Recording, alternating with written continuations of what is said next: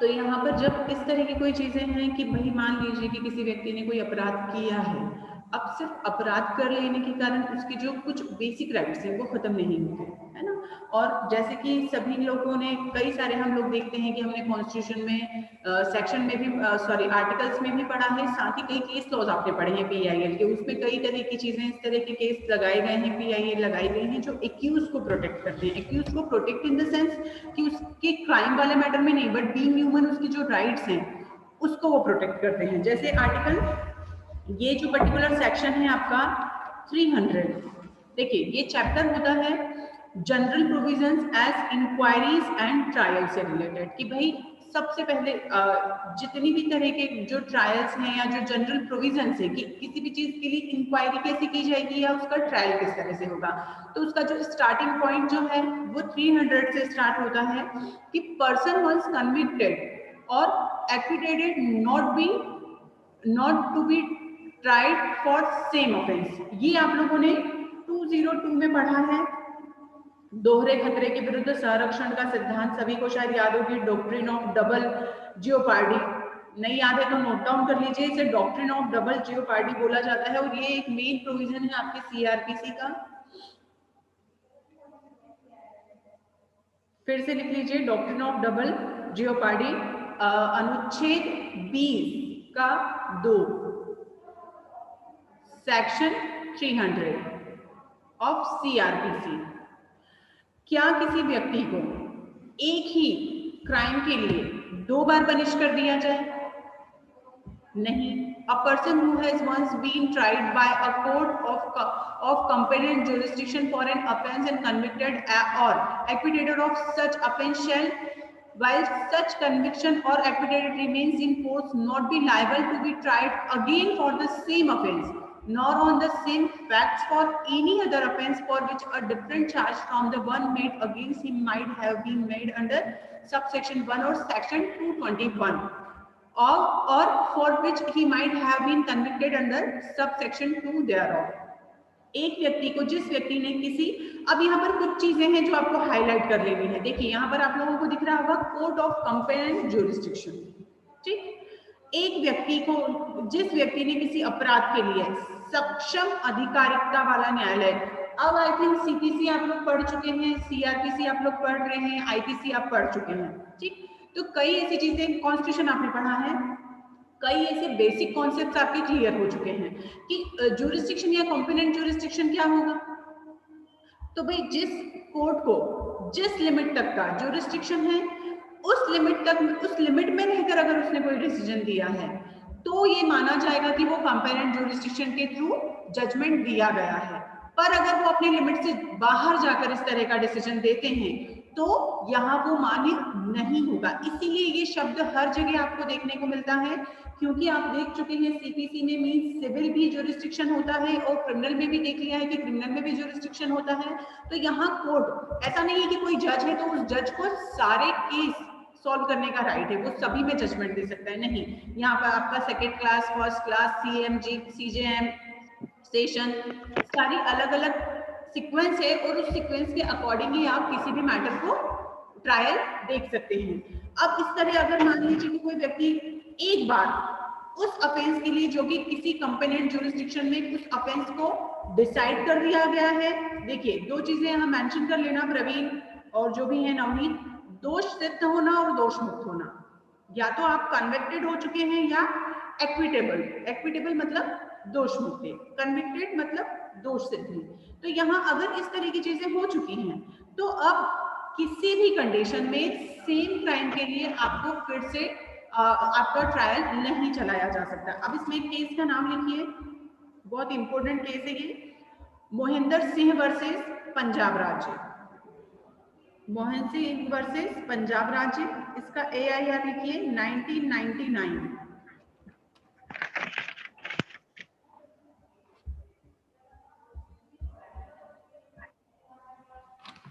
देखिए ma'am case का name repeat कर दीजिए। इसको याद रखिएगा सभी लोग, Mohinder Singh versus state of Punjab 1999।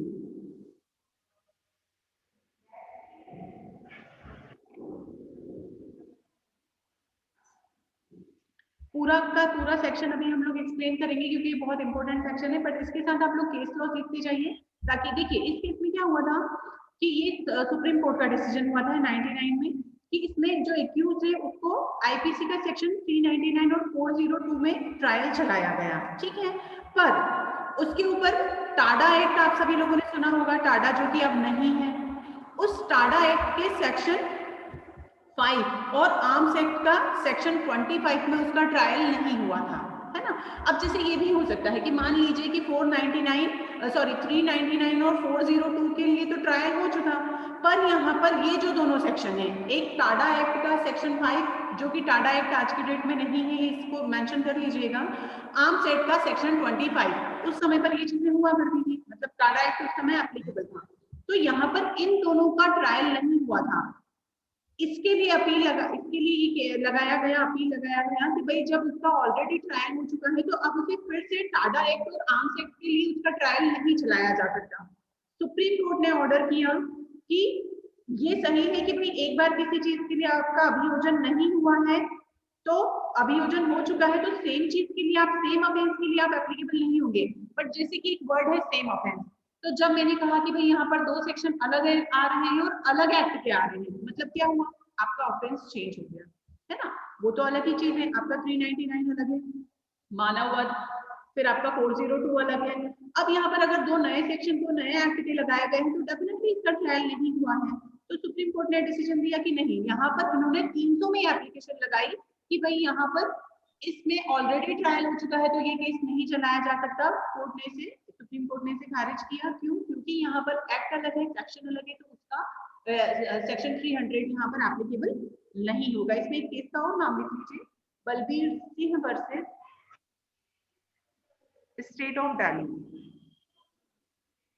Balbir Singh versus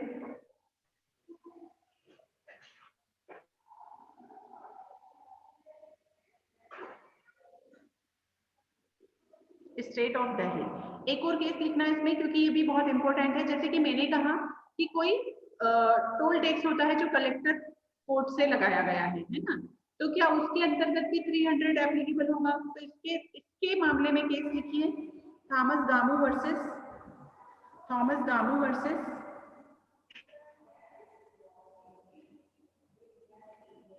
state of Punjab.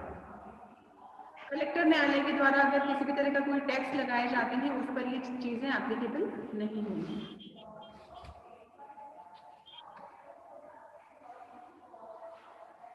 और एक केस और लिखिए इसमें, कुलवंत सिंह वर्सेस, ये आपने कॉन्स्टिट्यूशन में भी पढ़ा है, Kulwant Singh versus state of MP.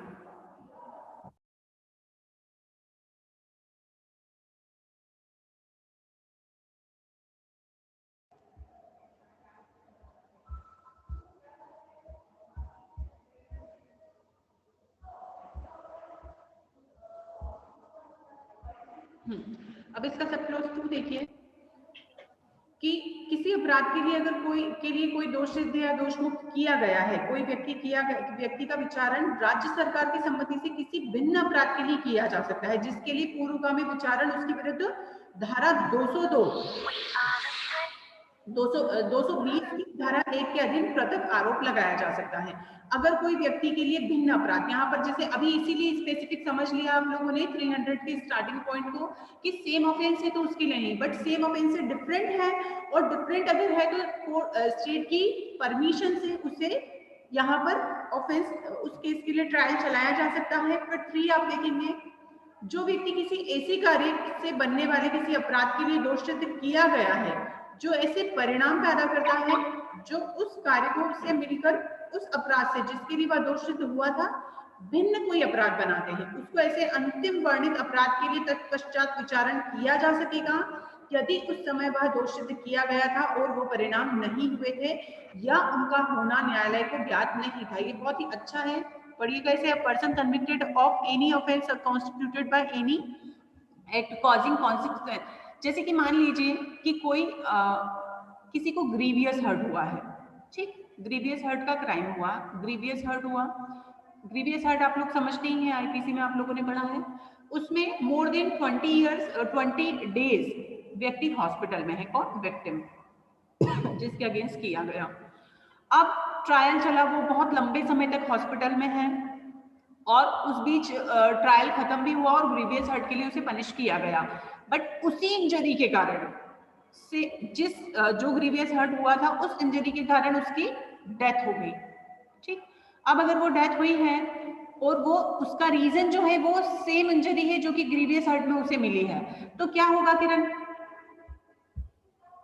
कोई बता सकता है मुझे?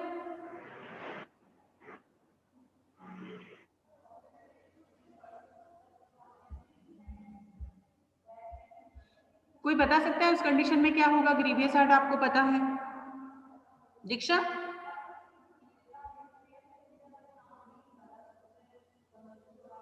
मैम आपकी आवाज ओके, आवाज नहीं आ रही, फिर से सुन लीजिए। जैसे मैंने एक एग्जांपल दिया आपको 300 का सब क्लॉज जो 3 है उसके रेफरेंस में, कि मान लीजिए कि किसी व्यक्ति ने किसी को ग्रीवियस हर्ट किया। ठीक, अब ग्रीवियस हर्ट का केस चला। ओके भाई, ग्रीवियस हर्ट है तो वही सेक्शन आईपीसी के एप्लीकेबल हुए। अब वो सेक्शन एप्लीकेबल हुए और वो केस चलाया गया और व्यक्ति तो हॉस्पिटल में ही है और ग्रीवियस हर्ट के लिए उसे जो जो भी चीजें ट्रायल होना था वो ट्रायल कंप्लीट हो गया, ग्रीवियस हर्ट का पनिशमेंट मिल गया। ठीक, व्यक्ति उस ग्रीवियस हर्ट की इंजरी के कारण लंबे समय तक हॉस्पिटलाइज्ड है और उसके बाद उसकी सेम उसी कॉज के कारण डेथ हो जाती है। अब अगर उसकी डेथ हो चुकी है तो क्या यहाँ पर अब कल्पेबल होमोसाइड के लिए फिर से ट्रायल चलाया जा सकता है या चलाया जाना चाहिए? आवाज आ रही है सभी को?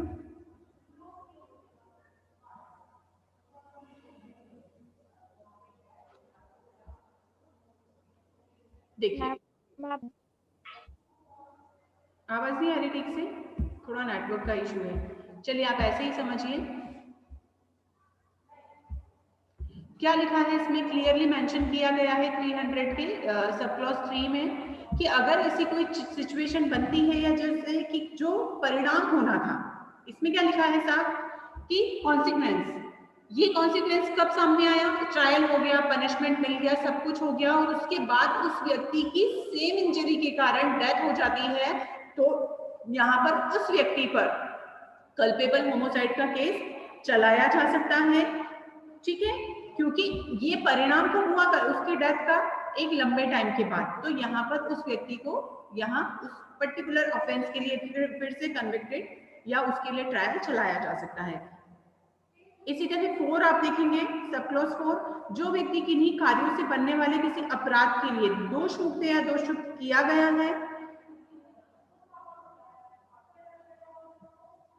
उस व्यक्ति पर उसी दोष मुक्ति या दोष सिद्धि पर होने पर भी उन्हीं कार्यों से बनने वाले और उसके द्वारा किसी अन्य अपराध के लिए तत्पश्चात आरोप लगाया जा सकता है और उसका विचारण किया जा सकता है, यदि वह न्यायालय जिसके द्वारा पहले उसका विचारण किया गया था वह उस अपराध के विचारण के लिए सक्षम नहीं था जिसके लिए बाद में उस पर आरोप लगाया गया है। अगर कोई ऐसे है ज्यूरिस्डिक्शन है, उस ज्यूरिस्डिक्शन, जैसे मैंने अभी एक एग्जांपल दिया कि भाई कल्पेबल होमोसाइड तक के डिसीजन तो कोई भी देख लेगा, बट अगर मर्डर का है या 399 है तो डेफिनेटली कंप्लेंट कोर्ट का ज्यूरिस्डिक्शन चेंज हो जाता है, मतलब यहाँ पर दूसरी कोर्ट इस चीज को वॉच करेगा। तो यहाँ पर उस कंडीशन में अगर वो कोर्ट के पास उस समय उसका राइट नहीं है और दूसरी कोर्ट के पास उसका राइट है, ज्यूरिस्डिक्शन है, तो वो उस ट्रायल को देख सकता है 4 में। क्योंकि यहाँ पर देखिए एक चीज आपको ये समझनी है कि 300 एक तरह का उसको कुछ फेवर अगर देता है तो वो कुछ लिमिटेशन और कंडीशंस के साथ देता है ना।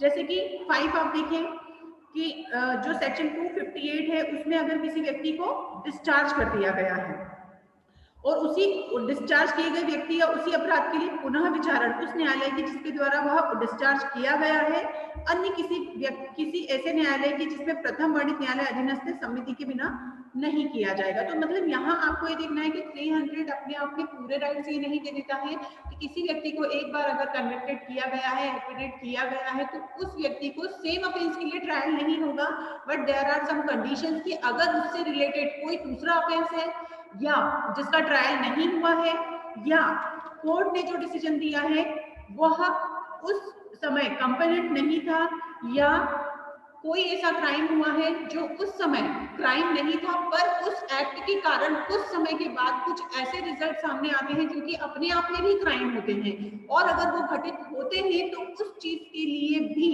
फिर ट्रायल चलाया जा सकता है। ठीक है, तो यहाँ पर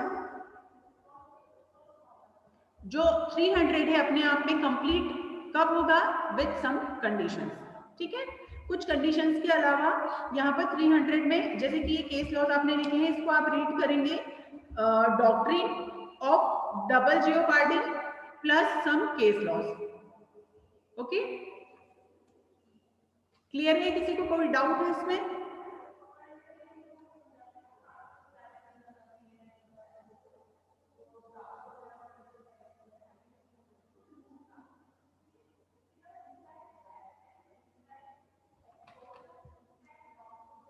क्लियर है? किसी को कोई डाउट है? पूछ लीजिए भाई, आवाज नहीं आ रही है क्या?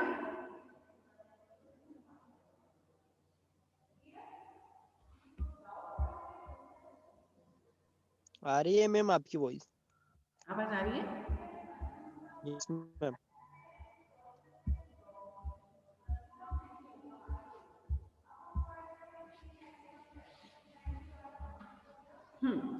अभी आपका सेक्शन देखिए, इसमें कई सारे इलस्ट्रेशंस भी दिए हैं। जैसे मैंने आपको एक एग्जांपल दिया था कि स्ट्राइक और causing grievous harm and convicted the person injured after dice he may be tried again for culpable homicide, है ना। 301 अपीयरेंस बाय पब्लिक प्रोसिक्यूटर। अब अगर किसी मामले का ट्रायल होना है ना, या तो क्या होगा उस मामले में? 301 क्या कहता है कि भाई किसके थ्रू होगा? Appearance by public prosecutor. क्योंकि आप लोगों को शायद अब इतना समझ गया होगा कि मान लीजिए कि कोई क्राइम होता है तो डेफिनेटली वहां से यहाँ पर पब्लिक प्रोसिक्यूटर का मेन रोल प्ले होता है। क्यों? क्योंकि यहाँ पुलिस के थ्रू जो केस डायरी जाती है और जो मजिस्ट्रेट के समक्ष केस लाया जाता है, पुलिस डायरी आती है, फिर उसके लिए उसको फेवर कर या उसके मतलब उसके लिए जो पब्लिक प्रोसिक्यूटर होगा, मतलब सरकार का वकील, सरकारी वकील, है ना। तो यहाँ पर उनकी हाजिरी किसी भी मामले का बाहर साधक, लोक अभियोजक या सहायक लोक अभियोजक किसी न्यायालय में जिसमें वो मामला जांच सबसे पहले या तो इंक्वायरी के लिए या ट्रायल के लिए या अपील के अधीन है। तीनों कंडीशंस यहाँ एप्लीकेबल हैं, या तो अपील के लिए या ट्रायल के लिए या किसी तरह की इंक्वायरी के लिए। तो उसके लिए जरूरी होगा कि उसमें सबसे पहले किसका अपीयरेंस मस्ट है, मैंडेटरी है, किसका? पब्लिक प्रोसिक्यूटर का। अब एक तो पब्लिक प्रोसिक्यूटर है, सामने वाले के लिए जरूरी है कि वो डेफिनेटली वो पब्लिक प्रोसिक्यूटर है जो सरकार का वकील है, और सामने वाले के लिए प्राइवेट प्लीडर, वो भी अपीयर होगा। किसी मामले में यदि कोई प्राइवेट व्यक्ति किसी न्यायालय में किसी व्यक्ति को अभियोजित करने के लिए किसी प्लीडर को अनुदेश देता है, तो मामले का बाहर साधक लोक अभियोजक या सहायक लोक अभियोजन का संचालन करेगा और उसे अनुदिष्ट प्लीडर उसमें लोक अभियोजक या सहायक अभियोजक के निर्देश के अधीन कार्य करेगा। न्यायालय की अनुज्ञा से उस मामले के साक्ष्य की समाप्ति पर लिखित रूप से तर्क पेश करेगा। जैसे कि एक तो आपका अक्यूज्ड का वकील हो गया, तो डेफिनेटली अक्यूज्ड का वकील कौन होगा? प्राइवेट प्रैक्टिशनर होगा। और सरकार का वकील कौन होगा? पुलिस की तरफ से सरकारी वकील होगा। तो यहाँ पर क्योंकि आपने क्राइम किया है, तो यहाँ पर जो मेन अपीयरेंस है और जो मेन रोल प्ले करने वाले हैं वो कौन है? Public prosecutor. इवन आपका जो प्लीडर है, प्राइवेट प्लीडर है, वो भी उनके अकॉर्डिंग ही यहाँ पर काम करेगा। साफ लिखा हुआ है यहाँ पर इसमें कि अभियोजक के निर्देश, जो भी निर्देश दिए जाने हैं उसके अकॉर्डिंग वो काम करेगा। फिर 302 अभियोजन का संचालन करने की अनुज्ञा, परमिशन ऑफ कंडक्ट प्रोसिक्यूशन। तो प्रोसिक्यूशन में किसी मामले की जांच या विचारण के लिए कोई न्यायालय, कोई मजिस्ट्रेट निरीक्षक की पंक्ति से नीचे की पुलिस अधिकारी से भिन्न किसी भी व्यक्ति का अभियोजन के संचालित किए जाने की अनुज्ञा दे सकता है, और किसी महाधिवक्ता है, सरकारी अधिवक्ता है, लोक अभियोजक या सहायक लोक अभियोजक के भिन्न कोई व्यक्ति ऐसी अनुज्ञा के बिना ऐसा करने का हकदार नहीं होगा। मतलब यहाँ पर आपको सिर्फ इतना ध्यान रखना है कि जब भी कोई केस चलता है, ट्रायल चलता है, इंक्वायरी होती है या कोई अपील में है, तो उस कंडीशन में यहाँ पर पब्लिक प्रोसिक्यूटर, क्यों? क्योंकि आपको यहाँ सिर्फ ये ध्यान रखना है कि पब्लिक प्रोसिक्यूटर क्यों मेन है? क्यों? क्योंकि अगर किसी व्यक्ति ने क्राइम किया है, मीन्स आपने सरकार के अगेंस्ट किया है, आपने आपके लॉ के अगेंस्ट कोई क्राइम किया है, तो यहाँ पब्लिक प्रोसिक्यूटर और एक प्राइवेट लॉयर में जो डिफरेंस है वो यहाँ आपको क्लियर होते हैं, है ना। कि हमारे पास आप एज ए प्राइवेट प्रैक्टिशनर आपके पास बहुत ज्यादा राइट्स नहीं है। कब? जब कोई क्रिमिनल मैटर है। क्यों? क्योंकि आप यहाँ पर हर तरह का डिफेंस करेंगे, हर तरह की चीजें करेंगे, पर उसके साथ यहाँ कुछ लिमिटेशंस होंगी। आप पब्लिक प्रोसिक्यूटर के डायरेक्शंस के अगेंस्ट या कोर्ट के किसी भी डायरेक्शंस के अगेंस्ट नहीं जा सकते हैं। इसमें केस का नाम लिख लीजिए, जिम्मी जहांगीर मदान वर्सेस जिम्मी जहांगीर मदान वर्सेस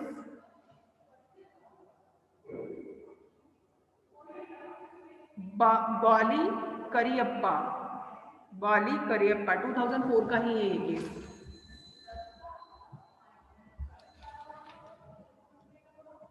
देखिए, अभियोजन चलाना मतलब प्रोसिक्यूशन पे आना। अब प्रोसिक्यूशन के लिए क्या है, इस धारा के अंतर्गत जो अभियोजन उसको चलाए जाने की परमिशन के लिए है।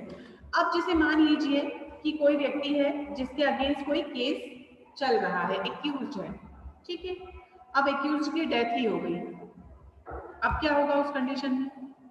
जैसे एक केस सुनिए, क्या था इसमें, इसको याद रखिएगा, इस केस को नोट डाउन कर लीजिए कि इस केस में क्या हुआ, विचारण के दौरान परिवादी की ही मृत्यु हो गई। मान लीजिए परिवादी कौन, एप्लीकेंट, उसकी डेथ हो जाती है। ऐसे हम लोग अब तो शायद सबको याद होगा, सिविल में हम वादी बोलते हैं और हम लोग इसमें जब होते हैं तो हम परिवादी बोलते हैं,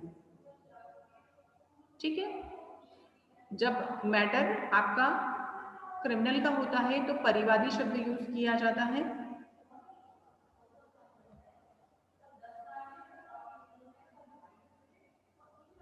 अब इसमें क्या हुआ था कि इस दौरान विचारण के दौरान परिवादी की मृत्यु हो गई। दंड प्रक्रिया संहिता की धारा 302 में अभियोजन को एज इट इज रखने के लिए आवेदन किसकी तरफ से दिया जाना चाहिए था, परिवादी के विधिक उत्तराधिकारियों की तरफ से या उसके प्लीडर के थ्रू दिया जाना चाहिए था। इस प्रकरण में परिवादी स्त्री होने के कारण न तो उसके पति की धारा 302 के अंतर्गत अभियोजन जारी रखने हेतु कोई आवेदन दिया और न ही सक्षम न्यायालय में से कोई अनुमति मांगी। अब क्या हुआ, मृतक प्रतिवादी की ओर से पावर ऑफ अटॉर्नी रखने वाले व्यक्ति ने जब प्रोसिक्यूशन को जारी रखने के लिए आवेदन किया तो न्यायालय ने उसे अस्वीकार कर दिया। क्यों? क्योंकि 302 के अंतर्गत ये परमिसेबल नहीं था, ठीक है। इस केस को लिख लीजिए, एक और केस लिख लीजिए इसमें, रशीदा कमलादीन वर्सेस